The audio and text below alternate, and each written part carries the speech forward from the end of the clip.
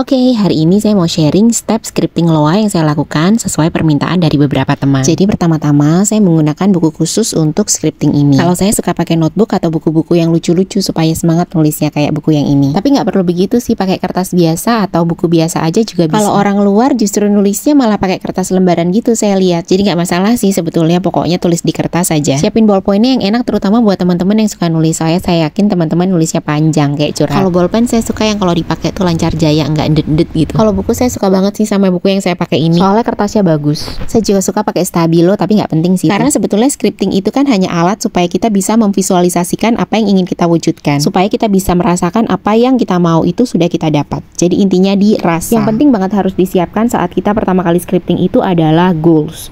Tujuan-tujuan hidup kita. Kalau teman-teman ada yang belum tahu goalsnya atau tujuan hidupnya apa, coba deh di list dulu maunya goals apa. Goals besar saya tulis di buku scripting dan juga di planner. Ada 25 goals besar dengan deadline masing-masing yang saya tulis. Contohnya, ini contoh aja ya, nggak beneran. 1. Penghasilan sekian digit per bulan Januari 2025. 2. Punya rumah baru Januari 2024. Bisa traktir suami di resto steak Oktober 2023. Tulis semua yang kamu mau pokoknya. Nah terus, dari goals-goals itu, saya ambillah 3 goals yang ingin saya wujudkan. 3 goals yang kalau itu terwujud, maka sebagian besar goal saya juga tercapai. Kalau sudah, mari kita mulai scriptingnya. Saya selalu memulai scripting saya dengan kata-kata Tuhan, terima kasih saya sehat, suami saya sehat, anak-anak sehat. Kami selalu rukun, saling bantu, saling menghargai, dan menyayangi satu sama lain. Setelah itu saya tuliskan juga rasa syukur saya atas apapun yang saya syukuri. Contohnya begini, Tuhan, saya bersyukur dan berterima kasih saya punya suami yang penyayang, baik hati, dan bertanggung jawab dengan keluarga. Kami saling bantu dalam mendidik anak-anak dan saling menghormati. Saya pernah dengar di suatu podcast kalau saat kita bersyukur, kita tidak perlu menunggu sampai kita memiliki sesuatu, tapi kita bisa bersyukur atas apapun yang sudah kita dapat maupun yang belum kita dapatkan. Jadi scripting saya selalu saya tulis dalam bentuk syukur dan terima kasih. Contohnya saya ambil dari 3 list goals tadi. Tuhan, saya sungguh bersyukur dan berterima kasih tiba-tiba saya mendapatkan tawaran proyek yang bernilai miliaran. Saya sungguh bersyukur proyek ini bisa membantu saya untuk membayar hutang-hutang saya. Yang kelima, kalau manifestasi saya adalah ingin kewajiban saya lunas, saya tidak hanya menuliskan hutang saya lunas. Saya pernah baca buku Jack Canfield tentang visualisasi. Di situ ditulis kalau saat kita visualisasi, kita bisa memvisualisasikan hasil akhir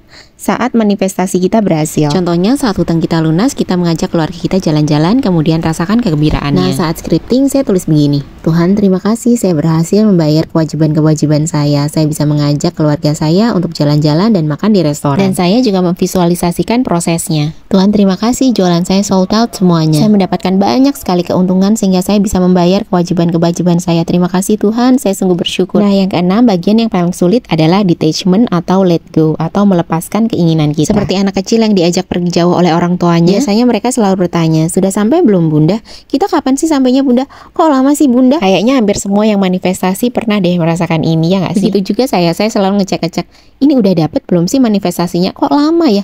Kapan ya dapetnya? Nah, kalau kamu masih ngecek-ngecek begini, sudah pasti manifestasimu akan tertunda. Jadi daripada kamu ngecek-ngecek, lebih baik lakukan langkah kecil sekarang juga. Buat hatimu merasa gembira dan yakin bahwa keinginanmu sudah terwujud.